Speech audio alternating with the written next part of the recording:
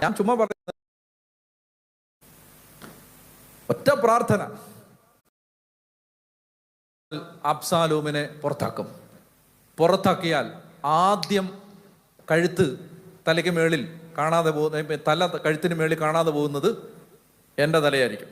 അതുകൊണ്ട് അതിലും ഭേദം ചാവുന്നാന്ന് വിചാരിച്ചിട്ട് അയാൾ പോയി കെട്ടി ഞാന്ന് ചത്തു. ഒറ്റ പ്രാർത്ഥന. എന്താണ്? അഹിത്തോഫലിന്റെ ആലോചനകള്. അപ്പൊ എന്താ ഞാൻ പറയാനുള്ളത്? നിങ്ങൾ ഒത്തിരി തകർച്ചകളിൽ, പ്രയാസങ്ങളിൽ ഒന്നും നടക്കുന്നില്ല. ഒത്തിരി പ്രാർത്ഥിച്ചു, ഒന്നും നടക്കുന്നില്ല. ഒരു കാര്യം പറയട്ടെ, ആത്മാവിൽ കെട്ടിയ ഒരു കാര്യം ഇവിടെ പറയാം. ഇന്ന് ആദ്യമായിട്ട് വന്നവരൊന്ന് കൈവയ്ക്കുക.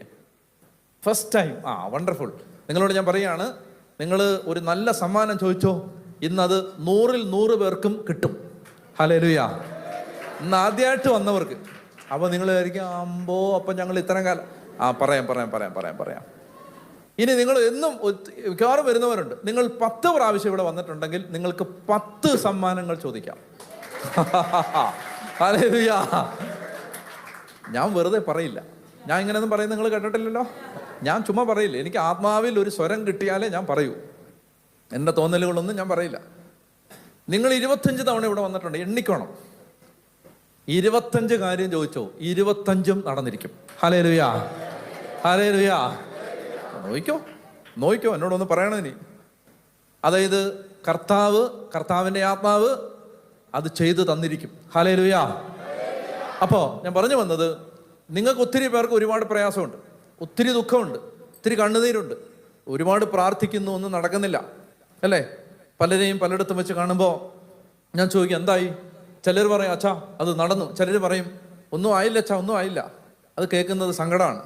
ഞാൻ പറയുകയാണ്, നിങ്ങൾക്കിതാ ഒരു കുറുക്ക് വഴി.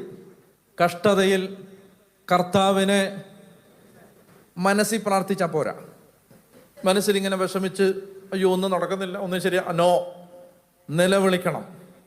കർത്താവിനെ വിളിച്ച് കരഞ്ഞ് പ്രാർത്ഥിക്കണം. പറഞ്ഞേ ഹല്ലേലൂയ. നിങ്ങൾ ശ്രദ്ധിച്ച് കേട്ടോ, നന്നായിട്ട് ശ്രദ്ധിച്ച് കേട്ടോ. അതായത് ദൈവം